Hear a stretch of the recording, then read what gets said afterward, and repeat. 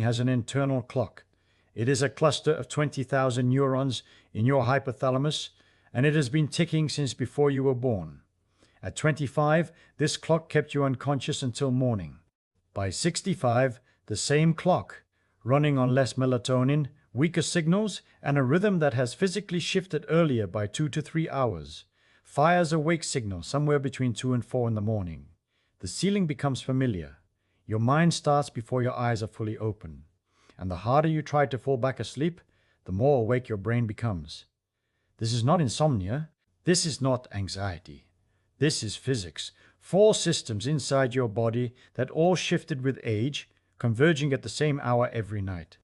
And the thoughts that arrive at 3 a.m. feel different from the same thoughts at 3 p.m.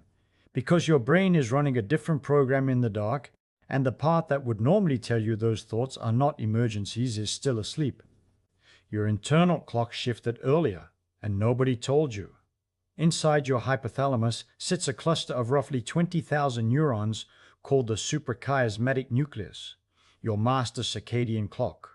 This clock generates a near 24-hour rhythm that controls when you feel alert and when you feel sleepy, when cortisol rises and when melatonin releases, when body temperature peaks and when it drops. In a young adult, this clock is calibrated so that peak sleepiness arrives around 11 at night and peak alertness arrives around 9 or 10 in the morning. The clock holds a schedule because it is synchronized to the day-night cycle by light entering the eyes, specifically by blue light at 480 nanometers, activating melanopsin-containing cells in the retina that send signals directly to the suprachiasmatic nucleus. As you age, the clock shifts earlier, a process called circadian phase advance. Dirk-Jan Dijk and colleagues documented this shift across multiple studies. The sleepiness signal arrives earlier in the evening, 7 or 8 instead of 11, and the wake signal arrives earlier in the morning, 3 or 4 instead of 6 or 7. The shift is not subtle. It can move the entire sleep-wake window forward by 2 to 3 hours. With age, the suprachiasmatic nucleus itself degrades. Neurons deteriorate. The amplitude of the circadian signal weakens. The peaks become shallower and the troughs less deep, like a radio station losing transmitter power until the signal becomes fuzzy and inconsistent. The clock's sensitivity to the light cues that keep it synchronized to the external day diminishes through 2 mechanisms operating simultaneously. The aging lens of the eye yellows and thickens, filtering more blue light at 480 nanometers before it reaches the melanopsin cells in the retina, the cells that signal the clock. And the suprachiasmatic neurons themselves respond less robustly to whatever signal does arrive. The clock is receiving a weaker input through a cloudier window, and the neurons processing that input are less responsive than they were. The result is a clock that drifts. And when the circadian clock drifts in the absence of strong light cues, it drifts earlier. Phase advance is the default direction of an unanchored aging clock. Melatonin, the hormone the pineal gland releases at night to initiate and maintain sleep, declines with age.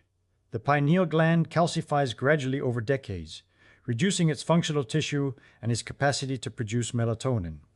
By 65, nighttime melatonin levels can be a fraction of what they were at 30, sometimes 1/3, sometimes 1/4, sometimes less. The hormone that should be holding you asleep through the second half of the night is present in insufficient quantity to do the job it was assigned. Melatonin does not just initiate sleep, it maintains the depth and continuity of sleep across the full night. When melatonin is low, the sleep it produces is shallower, more fragmented, and more vulnerable to interruption. Even if you fall asleep at a reasonable hour, the low melatonin cannot hold you through to morning. What this means is direct. Your body is trying to put you to sleep at 8 in the evening and wake you at 3 in the morning. That is a 7-hour sleep window, and it may be enough sleep for your shifted clock. The problem is that you fight the 8 o'clock drowsiness. Social life, television, family, habit, everything says it is too early to sleep. You stay up until 10 or 11. But the clock does not adjust to your social schedule. It fires the wake signal at 3 regardless, because the clock runs on light and biology, not on your preferences. You lost 2 to 3 hours from the front of your sleep window by staying up late, but the alarm still goes off on the original schedule. The 3 a.m. waking is not a malfunction. It is your shifted clock doing exactly what it was programmed to do, ending the sleep window on time, even though you entered it late. There is a term for this: social jet lag. The gap between your biological clock time and your social clock time creates the same physiological mismatch as flying across 2 or 3 time zones. Your body is in one time zone, your social life is in another, and every night you experience the equivalent of jet lag without ever leaving your house. The drowsiness you fight at 8 p.m. is your body's genuine sleep onset signal. The waking at 3 a.m. is your body's genuine wake signal. The problem is not the signals. The problem is that you have been overriding one without being able to override the other. If you have noticed that you feel drowsy earlier in the evening than you used to, that 9 o'clock feels like midnight used to feel, that staying up for the late news requires effort, that it never required at 40, that your eyelids grow heavy during a film you are genuinely enjoying, that is the phase advance. Your clock shifted. Your social schedule did not. The gap between the two is where the 3 a.m. problem begins. There is a compounding factor that makes this worse for anyone over 65. The shifted clock means your body wants to sleep earlier, but the reduced melatonin means it cannot hold sleep as deeply or as long even when you comply with the earlier schedule. You are caught between two problems: a clock that fires the wake signal too early, and a chemical supply that cannot maintain the sleep signal through the full night. Even if you went to bed at 8, which social life rarely permits, the reduced melatonin might still fail to hold you past 3 or 4. The clock shifted the window. The melatonin shrank it. Now the problem deepens, because the sleep you are in at 3 a.m. is not the same sleep you were in at midnight. Sleep is not one state. It cycles through stages roughly every 90 minutes. Light sleep, deeper sleep, then REM. The stage that matters most for feeling rested is slow wave sleep, stage N3, the deepest phase, where brain waves drop to large, slow delta oscillations at half a hertz to 4 hertz. During slow wave sleep, the glymphatic system activates. Cerebrospinal fluid flushes through brain tissue along channels that open when neurons shrink slightly during deep sleep, clearing metabolic waste including adenosine, the molecule that builds sleep pressure during the day, and amyloid beta proteins, the plaques associated with Alzheimer's disease. Growth hormone pulses during N3. Tissue repair peaks. Memory consolidation occurs. The hippocampus replays the day's experiences and transfers them to long-term cortical storage. This is the sleep that makes you feel like you actually slept. At age 25, roughly 20% of the night is spent in slow wave sleep. By 65, that drops to 10 to 15%. By 75, some people get almost none. Bryce Mander at the University of California, Berkeley, has documented this decline in detail. The slow wave generating circuits in the medial prefrontal cortex deteriorate with age, producing weaker and less frequent delta oscillations. The deep sleep itself becomes shallower. The waves are smaller, the duration shorter, the restorative process is less complete. The glymphatic implications are significant and personal. If deep sleep is the period when the brain clears amyloid beta, the protein that accumulates in Alzheimer's disease, then reduced deep sleep means reduced clearance. Mander's research showed a direct correlation. Older adults with less slow wave sleep had higher amyloid beta accumulation, and higher amyloid beta accumulation further disrupted slow wave sleep. The relationship is bidirectional and self-reinforcing. Less deep sleep leads to more amyloid, which leads to less deep sleep, which leads to more amyloid. If you have worried about cognitive decline, about memory becoming less reliable, about the word that sits on the tip of the tongue longer than it used to, about the sharpness that seems to have dulled, protecting slow wave sleep is not peripheral to that concern. It is central. The brain's waste clearance system runs during the sleep stage that is shrinking fastest. Every intervention that increases deep sleep duration is also an intervention that supports the brain's ability to clear the proteins associated with neurodegeneration. If you have noticed that you never feel fully rested no matter how many hours you spend in bed, that 8 hours produces the recovery that 6 hours used to produce, that you wake in the morning with the sense that something was missing from the night, the missing component may be slow wave sleep. The hours were there. the depth was not. Slow wave sleep that remains concentrates in the first half of the night, the first 2 to 3 sleep cycles. By 2 or 3 in the morning, most of the deep sleep budget has been spent. What remains for the second half of the night is lighter stage 1 and stage 2 sleep, interspersed with REM. Light sleep has a dramatically lower arousal threshold. Stimuli that would not have registered during slow wave sleep. A slight temperature change in the room, a bathroom urge from a bladder that fills faster with age, a noise from outside, even the natural shift in body position, can push you above the waking threshold in light sleep. You're waking at 3 a.m., partly because the sleep you are in at 3 a.m. is physiologically different from the sleep you were in at midnight. The fortress walls got thinner as the night progressed. By 3 o'clock, you are sleeping behind a screen door instead of a vault, and anything that deep sleep would have absorbed without your ever knowing can now push you above the waking threshold. Perhaps you have wondered why you could sleep through thunderstorms at 30 and now wake at the sound of a refrigerator cycling on. The physics is not about the noise, it is about the stage of sleep you are in when the noise arrives. At midnight, during slow wave sleep, your arousal threshold is high.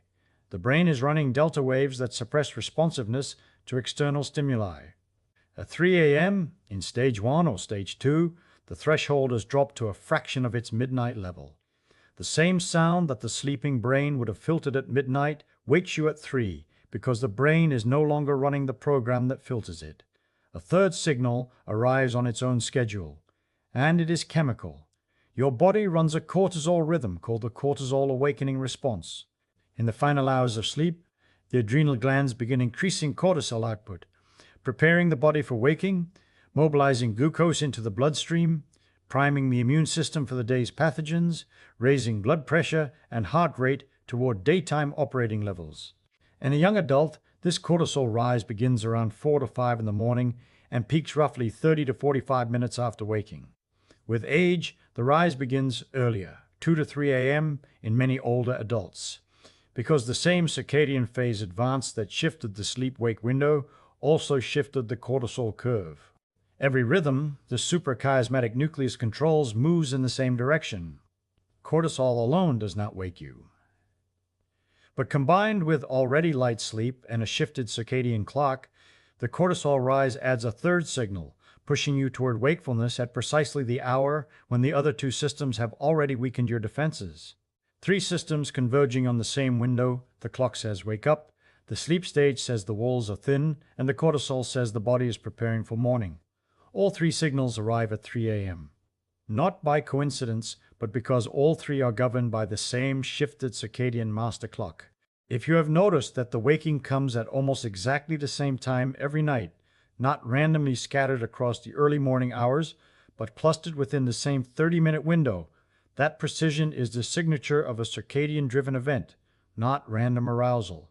And cortisol is antagonistic to melatonin. The 2 hormones suppress each other. Cortisol inhibits melatonin production, and melatonin suppresses cortisol. In a young person with high melatonin and correctly timed cortisol, the 2 hormones hand off smoothly. Melatonin dominates the night, cortisol rises toward morning. The transition is seamless. In an aging body with depleted melatonin and early arriving cortisol, the handoff happens too soon. When cortisol starts rising at 2 or 3 a.m. and melatonin is already low, the biochemical conditions for staying asleep collapse. The melatonin that should be holding you under is insufficient. The cortisol that should not be arriving for another 2 hours is already here. 2 hormones that are supposed to hand off like relay runners, one finishing as the other begins, instead colliding in the same hour because both shifted on the same aging clock, and the balance tips toward waking. What you experience, lying in the dark, mind active, unable to return to sleep despite exhaustion, is cortisol-driven prefrontal activation occurring in a brain that no longer has enough melatonin to counteract it. You are chemically awake. The feeling that you should be able to sleep but cannot is the gap between what your expectations say. It is 3 a.m., you should be asleep, and what your chemistry is doing, which is preparing for a day that your shifted clock thinks is about to begin. Here is why the waking at 3 a.m. feels so different from waking at 7. and why the thoughts that arrive are the worst thoughts you have. When you wake at 6 or 7 in the morning, cortisol is high, light enters your eyes, and your prefrontal cortex comes online in its task-oriented mode. You think about what to do, what to eat, where to go. Executive function engages. The thinking is directed, practical, forward-looking. Problems that exist at 7 a.m. feel like problems to be solved. Manageable, bounded, addressable. When you wake at 3 a.m. in the dark with no task to perform and no light to signal daytime, a different network activates. The default mode network, the brain's self-referential processing system, fires in the absence of external input and directed task. This is the rumination network. It runs replays of conversations you had years ago. It generates worry scenarios about events that may never happen. It revisits regrets from decades past with a vividness that feels more real than memory should. It rehearses confrontations that will never take place. It asks questions that have no answers at any hour, let alone at 3 in the morning. At 3 a.m., the default mode network has nothing competing with it. No light, no task, no external stimulation, no social interaction. And, critically, the executive prefrontal cortex that would normally evaluate, contextualize, and override the rumination is still partially offline. The prefrontal cortex is the last brain region to fully activate upon waking. It requires light exposure and time to reach its full operating capacity. This is the region that says this thought is not an emergency. This worry is not proportionate to reality. This problem can wait until morning and will look different then. At 3 a.m., that region is sleeping while the default mode network is running at full power. You are awake enough to think, but the thinking is the uncontrolled, self-referential, catastrophizing kind, because the system that controls and contextualizes thought has not caught up with the system that generates it. The worry loop feels more intense at 3 a.m. than the same thoughts would feel at 3 p.m. because the brain regions that regulate emotional response and assign proportionality are not yet operational. You are running the worry software without the control software. The thoughts feel urgent and catastrophic because the part of your brain that would tell you they are neither is still asleep. I find this the most useful thing anyone over 65 can know about 3 a.m. The thoughts are not true in the way they feel true. They are running on hardware that cannot evaluate them yet. The 3 a.m. thoughts have a specific quality that daytime worry does not. A sense of certainty, of inevitability, of problems being larger and solutions being fewer than they actually are. The distortion is not emotional. It is architectural. The brain regions that generate worry are online. The brain regions that evaluate worry are not.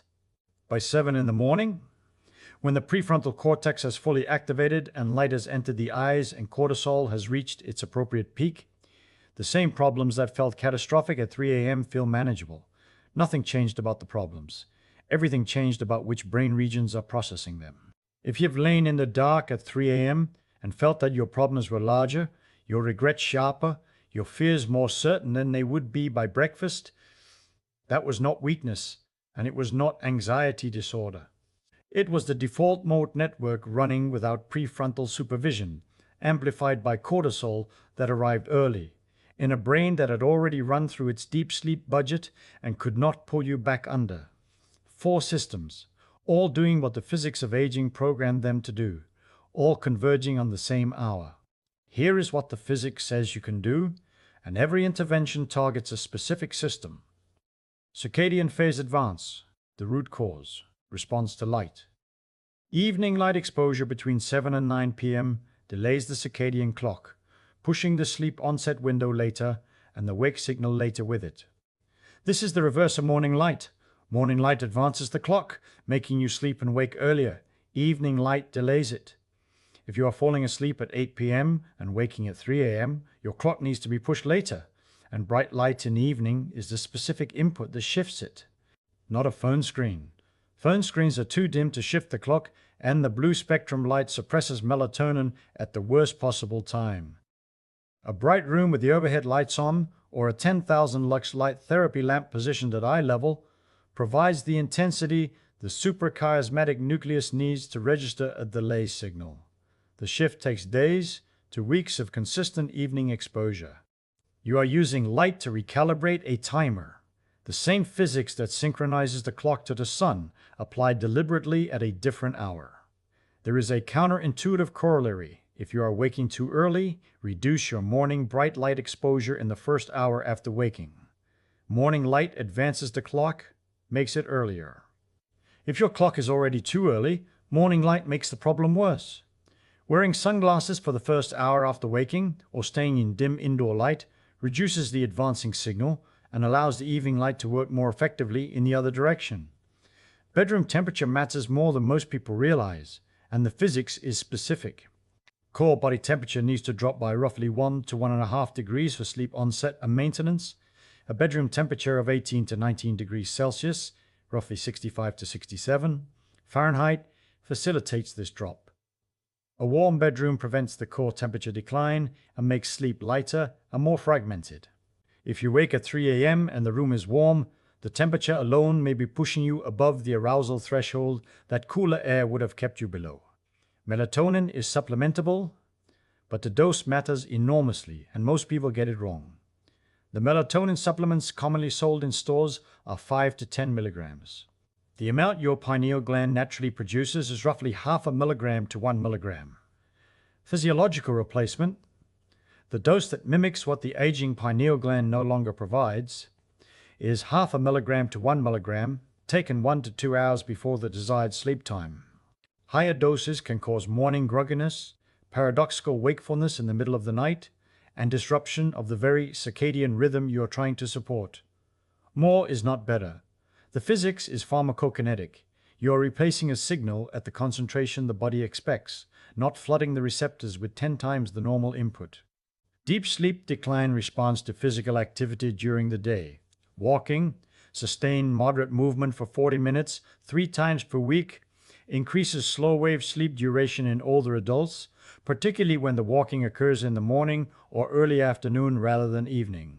The mechanism runs through adenosine and core temperature. Physical activity builds sleep pressure by increasing adenosine accumulation during the day, and it raises core body temperature, which then drops in the evening. The evening temperature drop is one of the signals the body uses to initiate deep sleep. Falling core temperature tells the suprachiasmatic nucleus that the body is transitioning from day to night. More physical activity means more adenosine, a larger temperature drop, and a deeper first sleep cycle.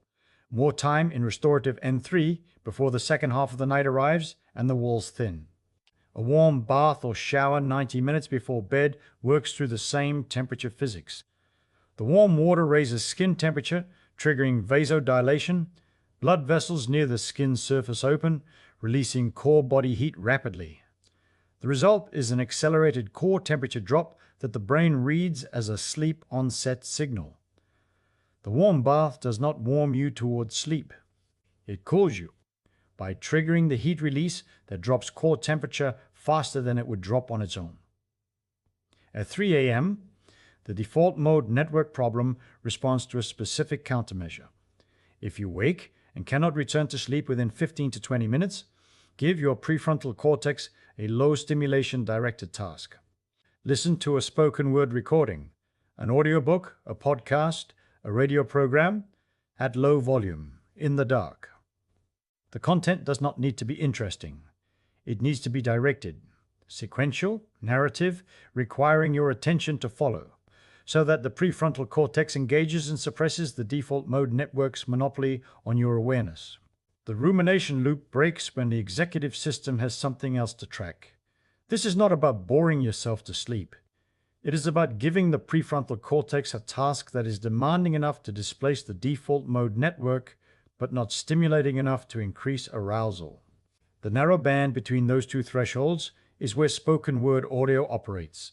Just enough cognitive demand to break the loop, not enough to sustain full wakefulness.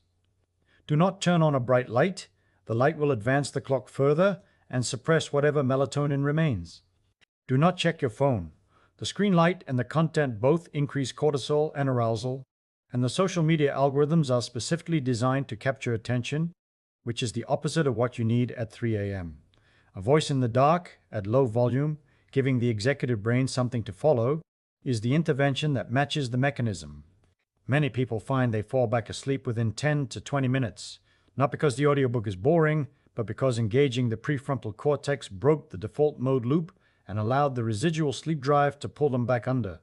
4 systems: a clock that advanced, addressable with evening light; a deep sleep phase that shrank, addressable with daytime walking and evening temperature management; a cortisol curve that moved earlier, addressable with circadian recalibration; a melatonin supply that diminished, addressable with low-dose physiological replacement. None of them are malfunctions.